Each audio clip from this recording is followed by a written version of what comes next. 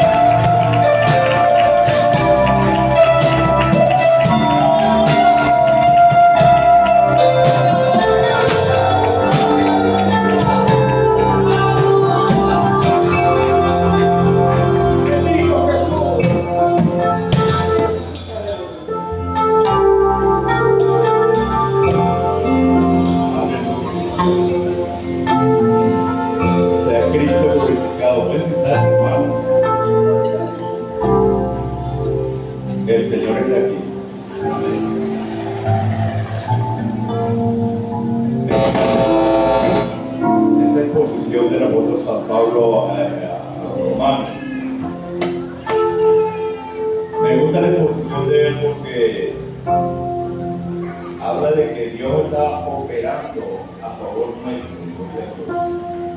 Entonces, él hace una pregunta. Si Dios con nosotros, si hay dificultades, hay problemas, hay ataques, hay lo que hay, el Señor está con nosotros.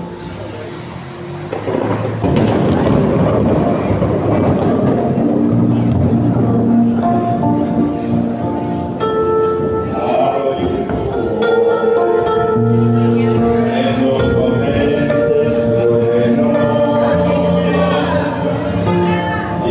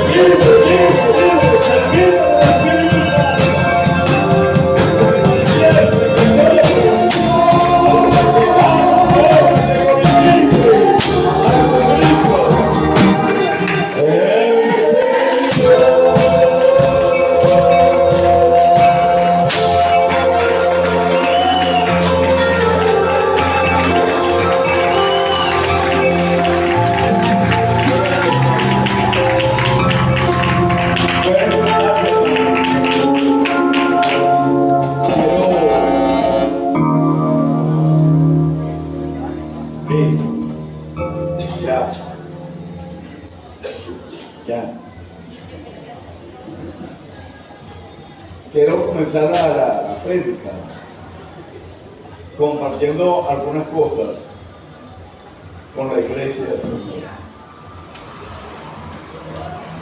Cuando examinamos el Nuevo Testamento, empecemos por los evangelios. ¿Cuál es el gran problema con el cual el Señor primero Juan el Bautista y el Señor se enfrentó en el pueblo de Israel? ¿Cuál cree usted que era el problema agudo que tenía ese pueblo?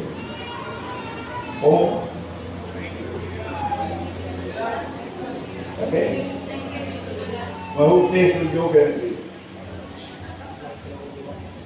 A ver, alguien uno solo que se pare y me diga que había problemas en el pueblo de Israel, como lo oye. Si no vean la historia bíblica, siempre fue un pueblo problema hasta hoy. Siempre. Vamos a la epístola a los romanos. Es una carta teológica, la epístola de los romanos.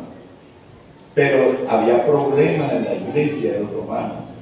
De manera que el apóstol Pablo entra con una cátedra de teología, de manera que enseñando, y gracias a Dios por los romanos, porque enseña acerca primeramente de aquel concepto de que los judíos eran la tapa del frasquito, ¿no? Así como la iglesia vendía que es la tapa del frasco, así el pueblo judío era así. Ellos eran la tapa del frasco. Entonces Pablo dice, mire, Dios condena al gentil, pero también condena al judío. Y concluye, tanto judío como gentil están bajo condenación.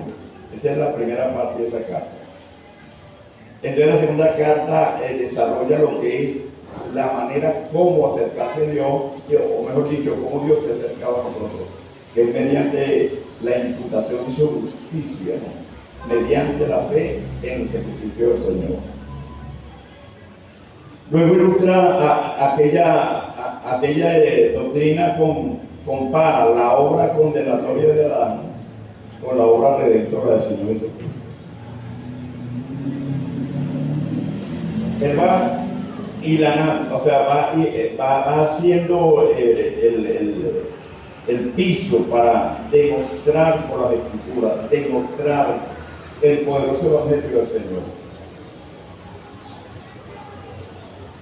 El capítulo 7, esto se lo voy a dar para toda la iglesia, pero el que le guste estudiar, pues estudie. El capítulo 6, 7, 8 y 12 se refiere, el capítulo 6 habla por qué el creyente ha muerto el pecado. Ojalá que toda la iglesia conociera esas verdades y se deleitara, porque ese es el verdadero evangelio. El capítulo 7 es como el creyente ha muerto a la ley.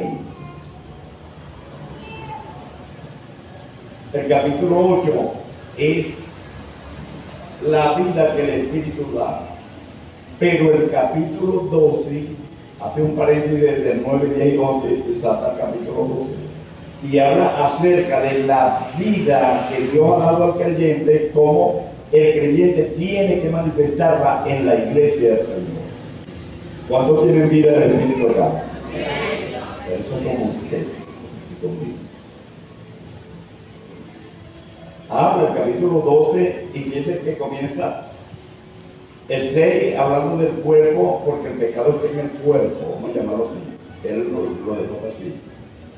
Y comienza el capítulo 12 haciendo un ruego hermanos por la misericordia de Dios que presentéis vuestro cuerpo en sacrificio vivo. En el capítulo 7 habla de la mente, una mente independiente, que quiere amar a Dios, pero siempre termina vencida por una mente independiente. Entonces el capítulo 12 dice cómo el creyente debe aplicar la vida del Espíritu en la mente también. Y a veces no conforme a este siglo, sino transformado por medio de la renovación de nuestro entendimiento para que comprobemos. cosas que nosotros no basta, hermano. La iglesia no se puede conformar con la teología. Estamos en los últimos tiempos, yo creo que Cristo viene, hermano.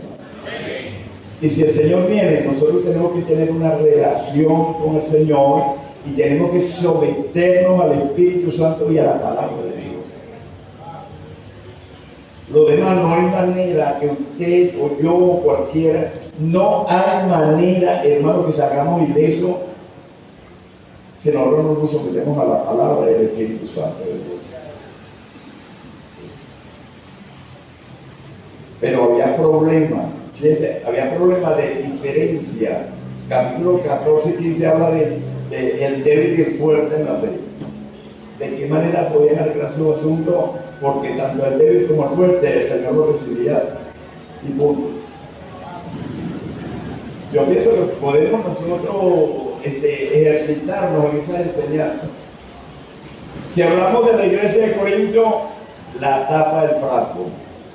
10 problemas agudos, horribles, pero gracias a Dios por la iglesia de los Corintios, porque gracias a los problemas que tenían, nos ha llegado esa carta tan hermosa que nos corrige, nos enseña de cómo debemos de vivir la vida cristiana. Si hablamos de la iglesia de los Gálatas, también tenía problemas. Y un problema agudo, porque estaban a punto de apostatar de la fe. Si hablamos de la iglesia de los filipenses, también tenían problemas por los maestros judaizantes y algunas dos mujeres, siervas del Señor, una llamada Herodia y otra llamada Sintique, que tenían diferencia. Y el apóstol invierte tiempo en arreglar esos problemas de esas dos hermanas. Imagínense. Por algo el Espíritu Santo permitió que eso quedara plasmado. Si vamos a la iglesia de los Colosenses, tenían problemas agudos con filosofía, el gnosticismo, etc. Y sin embargo el Espíritu Santo impulsa al apóstol Pablo a escribir para corregir esos problemas. No utiliza otra cosa sino la carta y el Espíritu Santo para corregir los problemas de la iglesia. Si hablamos de la iglesia de Éfeso, también tiene sus problemas. Algunos están enseñando diferentes doctrinas, los maestros judaizantes, etc. Y el apóstol Pablo le da una cátedra de cómo se debe caminar en la iglesia del Señor. O sea que tenemos recursos, hermanos. Tenemos recursos para realmente crecer en la gracia del Señor. ¿Qué otra iglesia me salvó por ahí? Sin meter la iglesia de Apocalipsis. Hay diferentes iglesias. Los hebreos, fíjense, los hebreos y los corintios le daban importancia a algo que realmente es importante, pero no es lo más importante. Los corintios le daban una importancia a los dones espirituales. Y creían que porque tenían los dones espirituales, entonces los corintios podían hacer y deshacer y se la daban de espirituales, etc. Y los hebreos tenían doctrina y creían que la doctrina es lo más importante. Y yo pienso que la doctrina es importante en la iglesia del Señor, pero lo más importante es la relación que la iglesia tenga con el Rey de Reyes y el Señor de Señores, y su nombre es Jesucristo, el Hijo de Dios. Eso es vital. No hay manera, hermano, de que nosotros nos salvemos por la doctrina. Si nosotros no nos sometemos a la palabra de Dios, al Espíritu Santo, no conocemos al Señor personalmente. No hay manera. Aquí vale es eso. En este camino lo que vale es el conocer al Señor y la relación que tengamos con Él. De ahí viene la doctrina, de ahí vienen los dones, etc. Pero lo más importante es la relación que nosotros vamos a tener con el Señor Jesucristo. ¿A raíz de qué yo digo todo esto? Porque toda iglesia tiene problemas. Aposento Alto no es excepción. ¿Ven? Pero esos problemas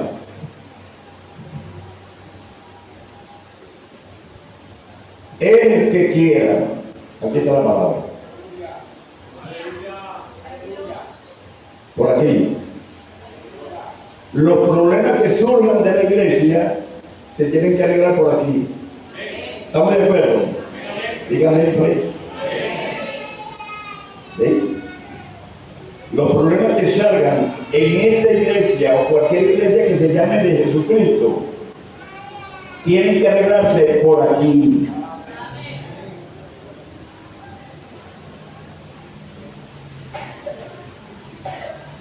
Digo esto por aposento alto, de que el Señor está aquí.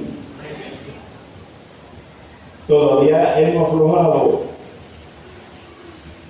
aflojado el gobierno de esta iglesia.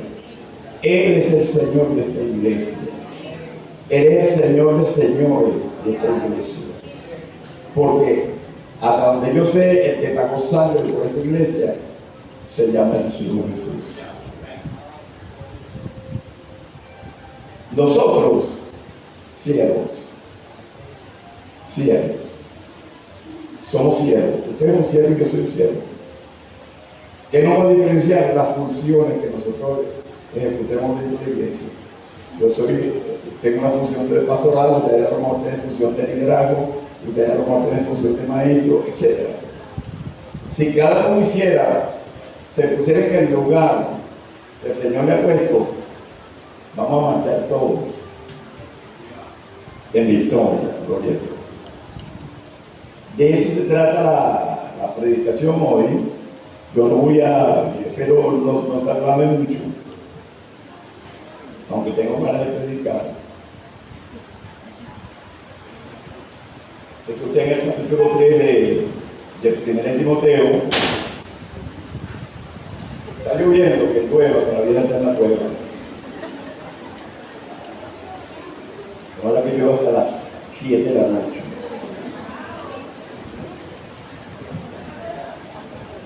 Para ver si ayunamos que sea de día, en la tarde, a partir de mediodía, ayunamos.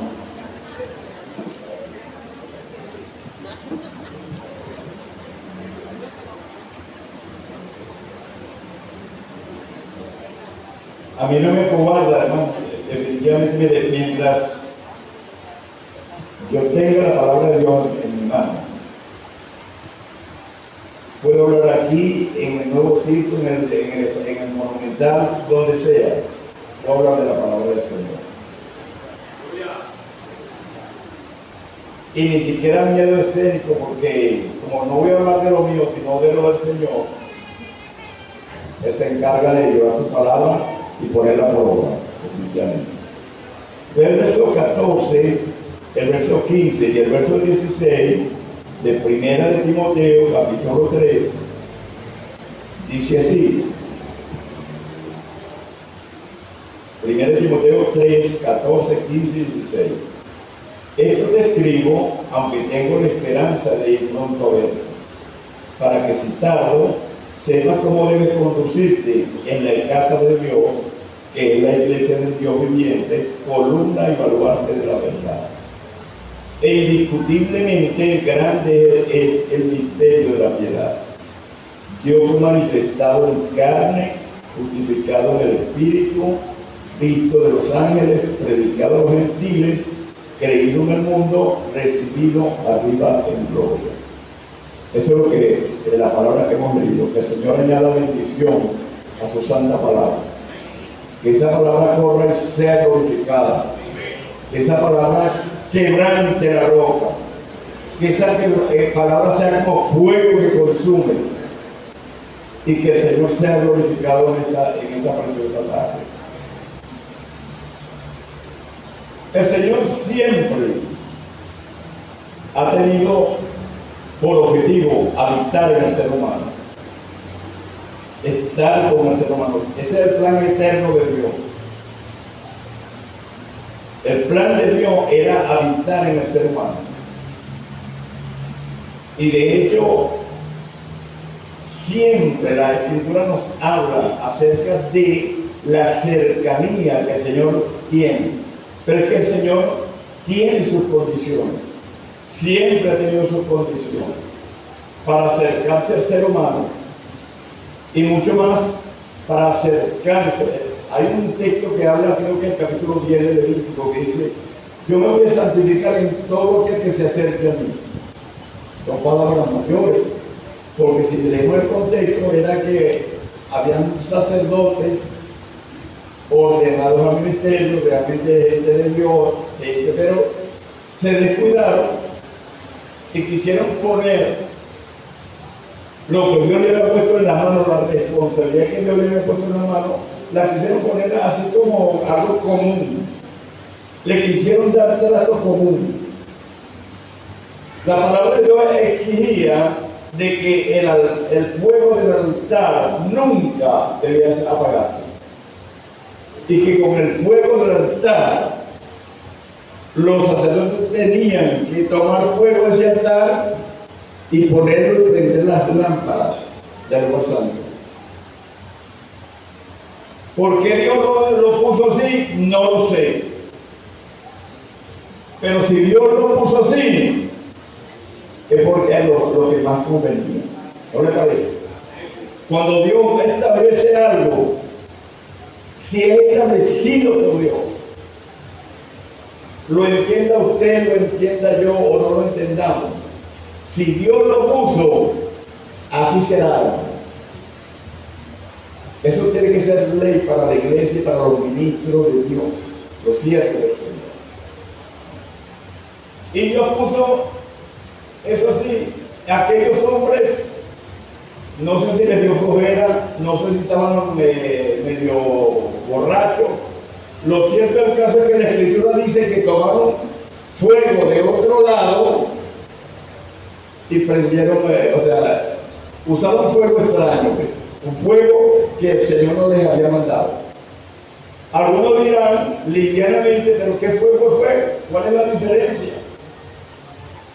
La diferencia no sé, no le puedo decir teológicamente cuál era la diferencia del fuego que ellos usaron al fuego que tenían que usar. Lo que sí sé es que Dios había establecido un orden de que el fuego que iban a usar para prender las lámparas del lugar santo era ese fuego del altar, no otro fuego. Y como ellos parece que ellos tomaron las cosas ligeramente, ofrecieron fuego extraño y quedaron como pollo en brasa, quedaron achicharrados. En ese contexto el Señor dice: yo me voy a santificar en aquellos que se acercan a mí. Oye, eso va como miedito, por lo menos temor. Yo me voy a santificar en aquellos que se acercan a mí.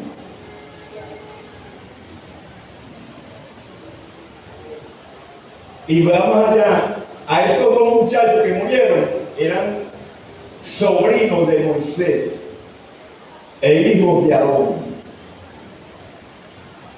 Y como que si fuera, la cosa era tan severa que Dios le dijo: aquí no quiero a nadie llorando.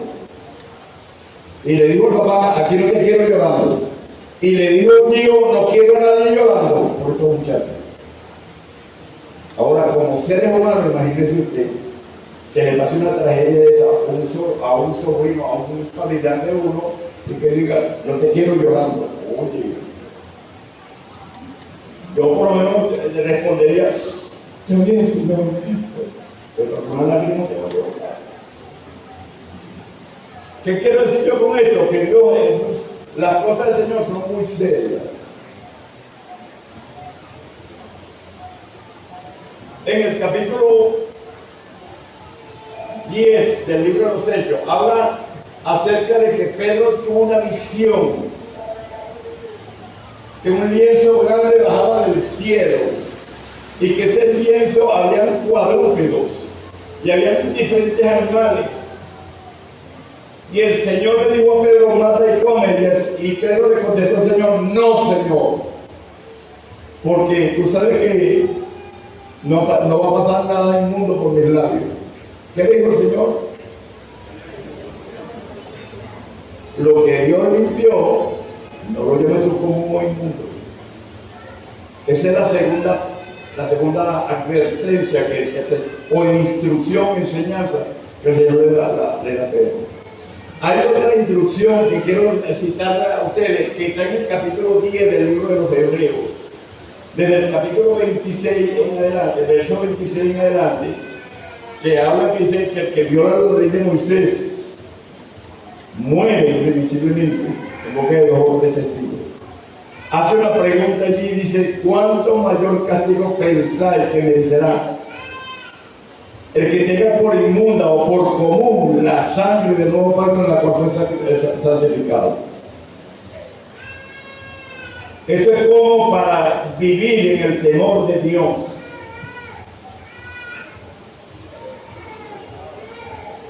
Eso es para que el Espíritu Santo ponga en nuestros corazones su temor, su reverencia, su respeto.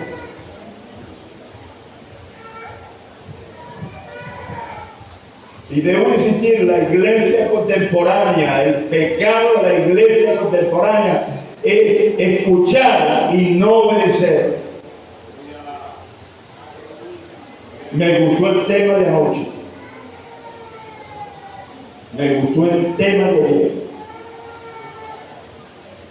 Me gusta el tema del jueves. El jueves que harán el seminario. Me gusta ese tema. Porque es allí donde radican los problemas nuestros, de todos nosotros, en el corazón. Con razón dice, sobre todas las cosas guardadas, guarda tu corazón, porque de él mana la vida. Con razón lo dice así. Porque acabamos de tener una gran fiesta espiritual, pero todavía los problemas persisten. Todavía los problemas se manifiestan. Y yo voy a cortar por lo más sano. Mi hermano es mi hermano y mi enemigo es mi enemigo. Así que todo espíritu que se mueva dentro de esta iglesia contrario al Espíritu Santo, lo reprendemos en el nombre de Jesucristo. Tan sencillo como eso. No tenemos que hacer mucha bulla y tal. Es la palabra de la autoridad en el Señor. Y la iglesia tiene la autoridad del Señor. ¿Qué tenemos que hacer nosotros? Velar en el Espíritu. Eso es lo que tenemos que hacer. Porque los problemas tienen un objetivo. La palabra de Dios dice en el capítulo 8, verso 28 de Romanos. ¿Qué dice? Y sabemos, eso quiere decir que ya sabemos. Y sabemos, vuelvo a repetir, la palabra dice y sabemos. ¿Qué implica eso? Que el apóstol da por descontado de que sus lectores saben lo que él les va a enseñar, lo que él les va a decir. Y sabemos que a los que aman a Dios, nos paramos en la palabra amar a Dios, porque hay que hacer diferencia, hermano. Usted pregunta aquí en esta iglesia, en aquella, en la otra y tal, ¿cuántos quieren servir al Señor? Todo el mundo levanta la mano porque todo el mundo quiere servir al Señor. Si usted reformula la pregunta y dice, bueno, ¿usted quiere servir al Señor? ¿Cuántos están dispuestos a servirle a su hermano? Ya ahí no. Y mi pregunta es, ¿cómo yo puedo servir al Señor si yo no estoy dispuesto a servir a mi hermano? Habla de lo disimulo, ¿sí?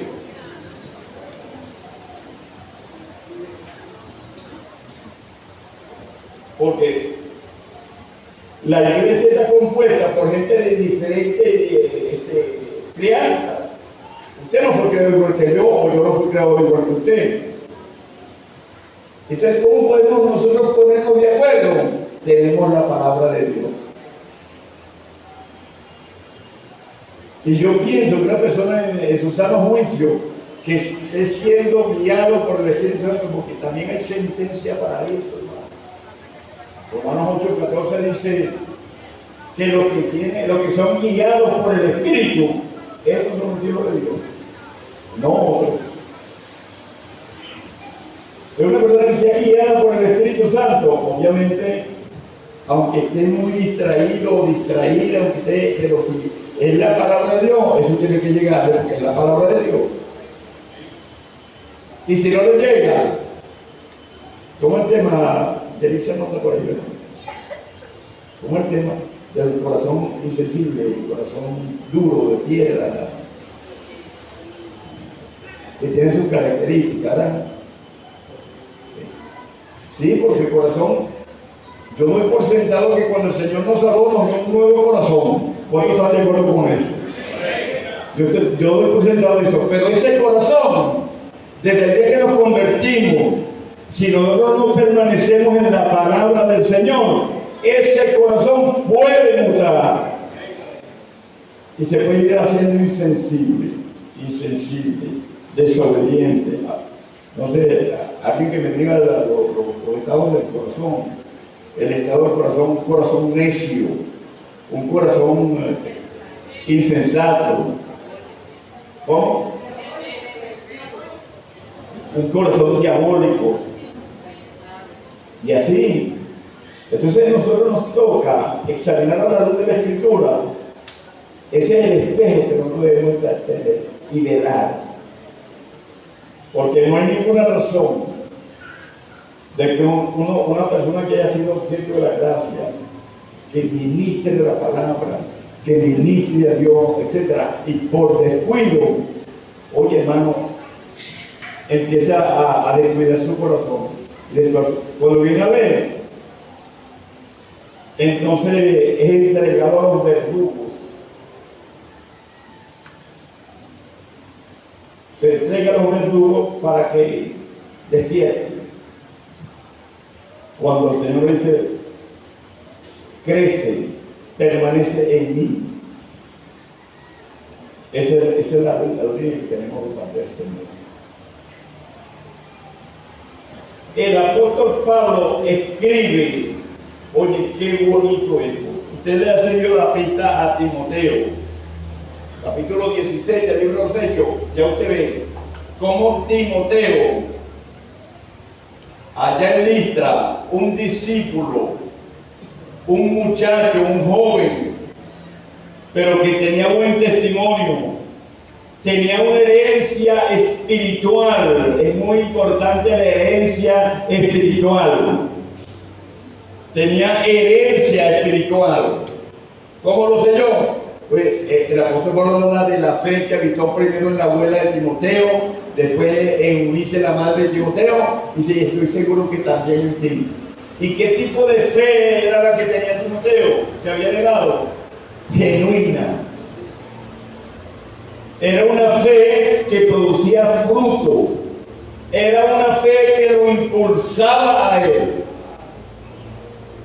a crecer en la gracia del Señor. Comenzó como un discípulo y terminó como un delegado apostólico. Y si me apura mucho, en la segunda carta a Timoteo, el apóstol lo manda a llamar. Yo pienso que era para delegarle las funciones del apóstol Pablo. Comenzó como un muchacho. Fue metido en algunas cartas de Tesalónica, etc. Empezó a crecer. Llegó el momento que el apóstol Pablo le dice, mira, ya está anciano, el apóstol Pablo está anciano, le dice, mira, quédate en Éfeso mientras yo voy a ir a Macedonia. Capítulo 1, verso 3 de esa carta, para que usted vea. Pero no es que te quedes porque te quedes, es que tienes asignación para hacerlo. Tienes una labor que hacer. Yo te dejé en Éfeso cuando fui a Macedonia para que mandase a algunos que me enseñaran diferentes doctrinas. Ahí le da realmente la descripción de lo que se estaba moviendo en la iglesia de Éfeso. El apóstol Pablo no hizo aspaviento, el apóstol Pablo dijo, voy a llevar un hombre de mi confianza, un hombre capacitado, un hombre de Dios, para que esta gente. No era fácil, hermano, no era fácil.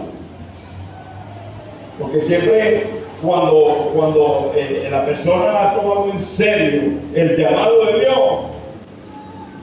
enfrentarse a personas, y personas que usted conoce, personas que usted quiere, que personas que hasta han militado en el ministerio con usted, que usted tiene que encararlo, usted tiene que enseñarlo y exhortarlo. Eso no es fácil, pero hay que hacerlo, es necesario hacerlo.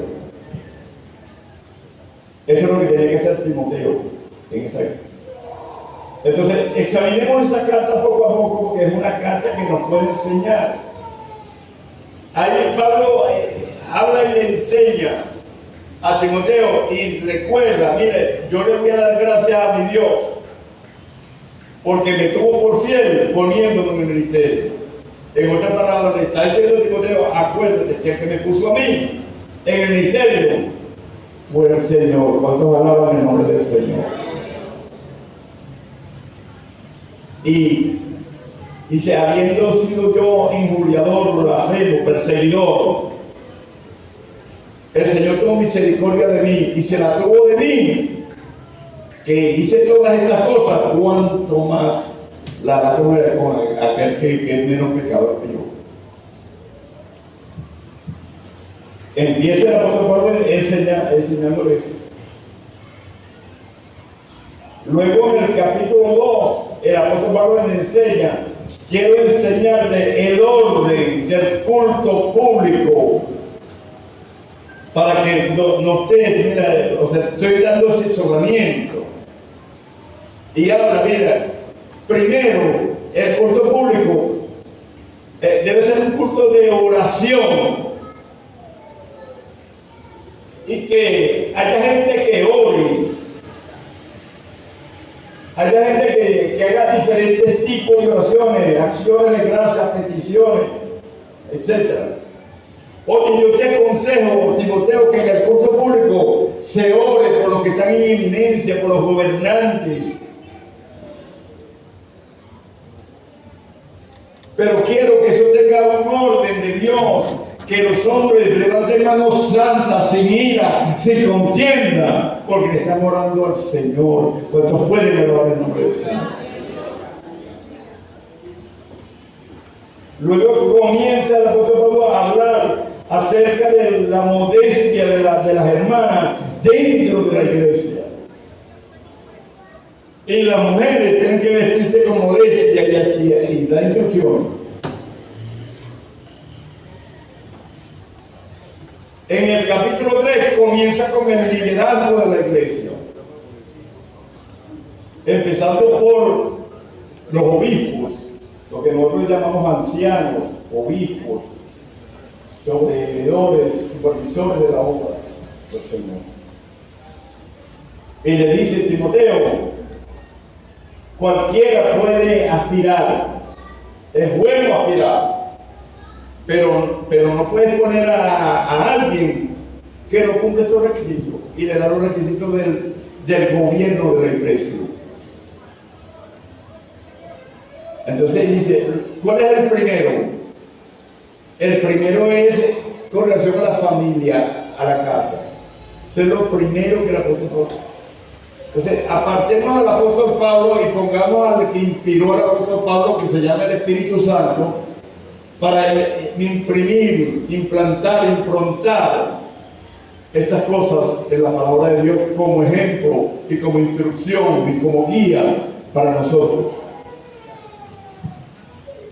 Después habla de los diáconos. Y dice, bueno, los diáconos, les vamos a poner sus requisitos. El Espíritu Santo le ha puesto requisitos a los diáconos. El ideal. Y los diáconos tienen que saber también cuál es el ideal que tienen que perseguir. Esas son instrucciones de la palabra de Dios. Pero en el capítulo de la finalizada viene el texto que nos toca a nosotros.